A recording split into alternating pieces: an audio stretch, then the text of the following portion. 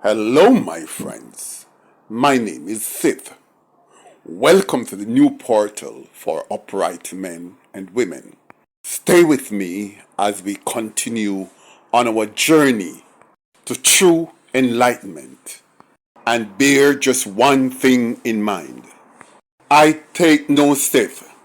I just keep Sith real. Guys, by now you would have heard that Squash, the notorious bloodthirsty gunman from Jamaica, from Salt Spring in Montego Bay, was sentenced, had pleaded guilty in a Miami court, in a district court in Miami, Florida. Now, I'm going to tell you the full story of that. I'm also going to give you a lot of details of matters leading up to his arrest, the bowl by bowl commentary on his actual arrest and takedown, and give you details that you're not going to find anywhere else. However, before I go into that, who is Squash? Who is he really? What is he famous for? What is he infamous for? And what are his connections, known or unknown, in the underworld, criminal underworld? Well, first of all, Squash is a product of Salt Spring, Montego Bay. And he was involved in badness, along with his brother, them called G-Man, and they were involved in badness from them young. Not only were they involved in badness, but they come from a family of bad people. And their mother was the main role model and supporter and facilitator of everything where her sons G-Man and Squash were up to or had been doing. G-Man though, he's now dead. Shot dead by rival gang members a few years back. And G-Man was the leader of a notorious gang called G-City Gang, which formed out of remnants of that gang that used to be run by Preke Boy. Him and him brother, both of them hot up St. James to the point where St. James became the epicenter of murder and bloodshed in the island. The police knew what Squash and G-Man was up to, but they just couldn't get them because people would come in and report on everything that they were doing. But none of these people were willing to make a written statement, sign their name to it, and then come to court to be a witness. So, with all the information the police had, they just could not act, because they just cannot catch them in the act. Therefore, the police's hands were tied. Several raids didn't lead to anything because they knew when the police was coming for some strange reason, and the firearms or contraband always get hidden. Whether it happened by happenstance or some intelligence, but they were unable to pin charges on them, even when these pile of ammunitions and weapons were found on a location that was connected to the to G-Man and Squash. Yeah man, sometimes police work is that difficult. You know who is doing this stuff, but you just can't hang on upon them because under the law you wouldn't have a case that had the elements that could let it go before the courts. That was the reason why about 6 years ago, Squash was picked up and put in detention. And he stayed in detention for about 13 months, according to what I'm hearing. And among them there was 100 and maybe 130 other suspected gangsters who was also just taken into custody and held. And when all those gangsters were held, the crime in the murders in Montego Bay went down drastically, which showed that yes, it was them. At that time, I would rather that the government, or the police rather, would have gone to them house, knock on them door at 2 a.m.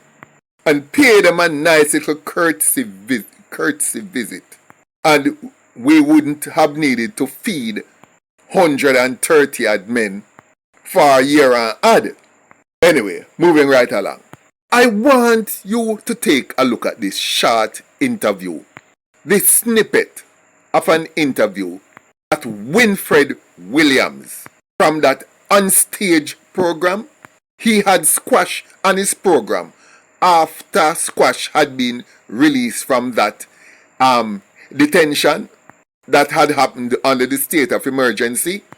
I want you to listen to Squash before I go on. And when you listen to him, tell me say if you don't think him and Jesus are twin brother. Listen. It's just Squash. Yes. Well, born and grown in Garrison from a community named South Spring. Yeah.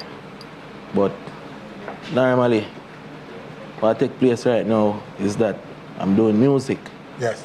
I just want to get to this point quickly as possible. Yes. With me, you know, I'm just a jovial person. People maybe see me and think different of me, but really and truly, I'm not a violence producer or involved in no form of crimes or trying to break any law.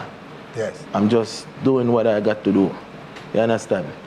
So, I just want everybody to know, whole Jamaica, whole JDF, and the whole JCF, the whole police force, that my message make everyone know that I just need to live a free life like anybody else.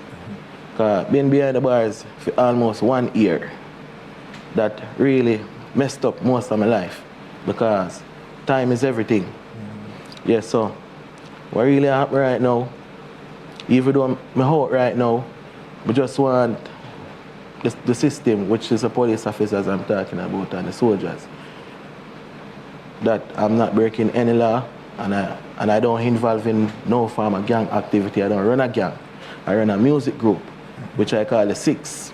Yes. So, I want everybody to know that I do not go out of the way and I just want to live my life normal like everybody because my feelings went forth. You understand? And to what I go through, it's been stress out my family member them and my loved ones them. And just I try to make the right thing them at the right times. So just a focus on the music, doing the right thing to make my family happy. That is why I say, judge a book by its cover. Don't judge it by the words. Anybody can use words. Even a bloodthirsty murderer like this, master of mayhem, the Freddy Krueger of gangsterism, can come across quite innocently. But guys, the truth is, anything you see with hair look so, and them face full of tattoo, and them body full of tattoo at that. Add to that, them say them a musician, them a entertainer. If it walk like a duck, look like a duck, and it quacks like a duck, what is it? It's the duck, you treat it like a duck. And if it's not a duck, but it chooses to look and sound and quack like duck, dirt it same way. Are you wrong for never look like you're somebody? And me need for show no the screwworm maggot who produced this thing when you Squash. This is it. I need to look funny. They always tend, well, not always, but they mostly tend to look the same. Bleach out skin, full of tattoo, false hair, false eyelash, false eyebrow, and other body modifications.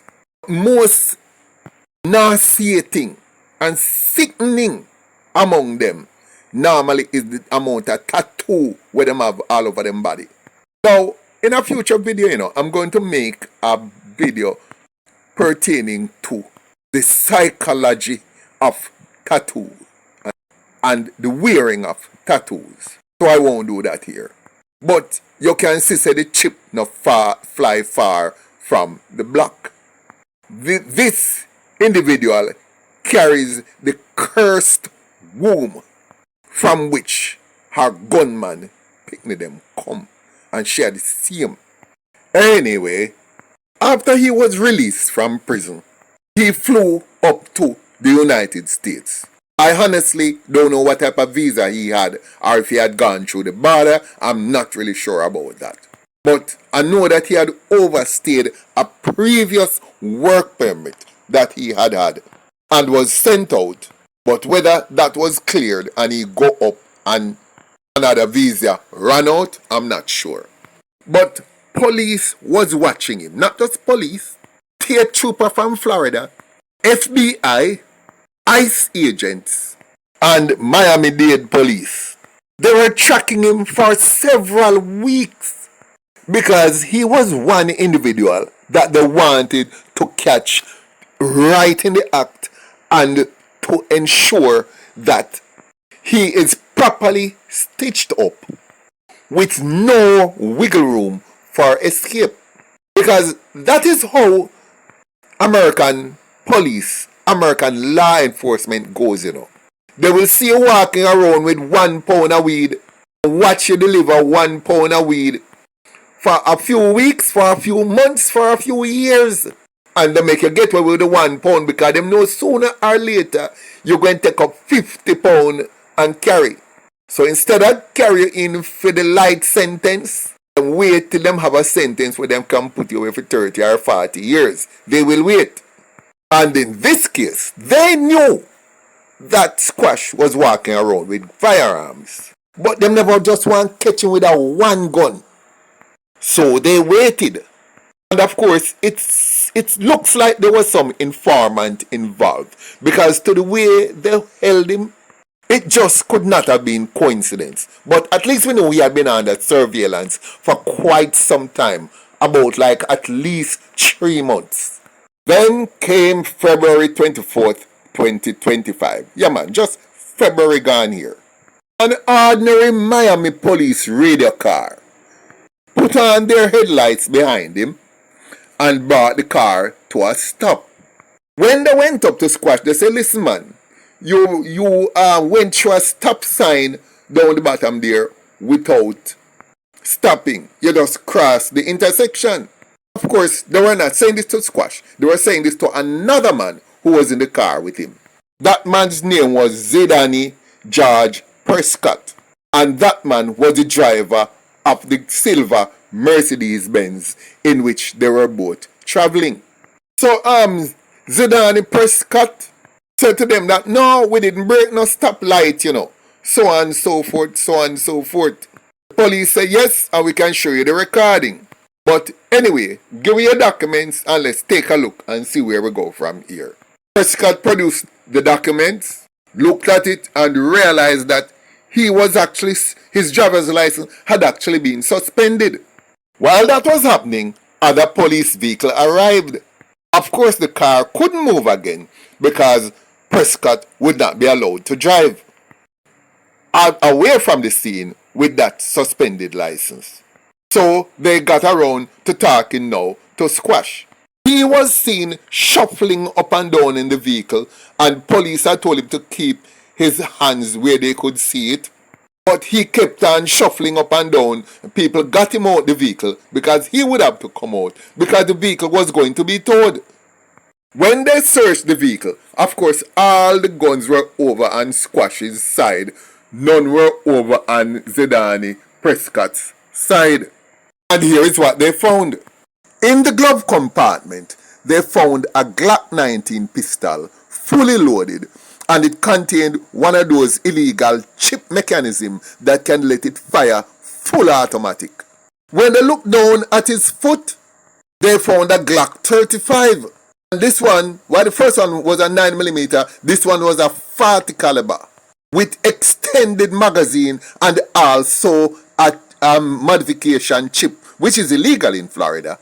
There were also a sawn-off shotgun, a 5.56mm rifle, 4 loaded magazines of different caliber, and in his waistband, in Squash's waistband, they found a holster for a Glock pistol.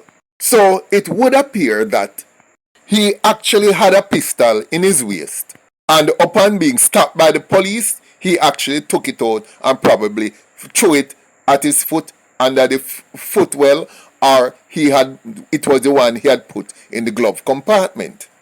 Either way, he was stitched up properly, and all the guns were found on his side of the car. When he was arrested and indicted, he was given bail, and he paid the bond, intending to walk free. But hear how the Americans smart now. They do one thing at a time, and wait till after you pay the bond. That's the time them say, but oh, hold on, but stop. You have some immigration matters here, man. Talk to the ICE people, them. And then I say, yes, well, you have overstayed your time in the country, so here is what. We have to keep you in ICE custody. You get bail, so you have to remain in police custody. Now you are in ICE custody, and we not give bail. So even though I'm get bail from the police, ICE not give bail. So him still in a deep doo-doo and was kept in custody right there from the 24th of February this year until Friday the 5th of September.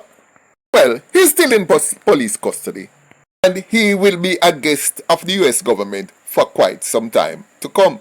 Because when he went to the court on Friday, he actually pleaded guilty.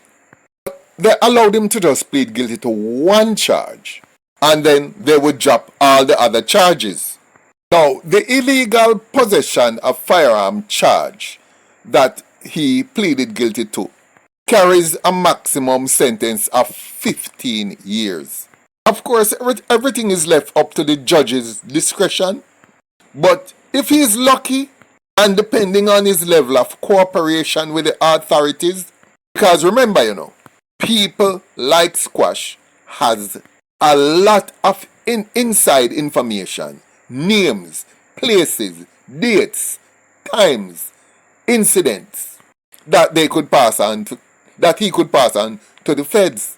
And if he does that and they like him, he may get as little as 5 years and maybe out in 3. But if that happens, I can only hope that when he gets back to Jamaica, police will pay him a 2 a.m. visit and make sure that some stray bullet catch him mother. I hear that he's due for sentencing in about 6 weeks' time. So let us see how that goes, and when it happens, I will report to you. So keep tuned in, because as usual, I will be keeping Sith real.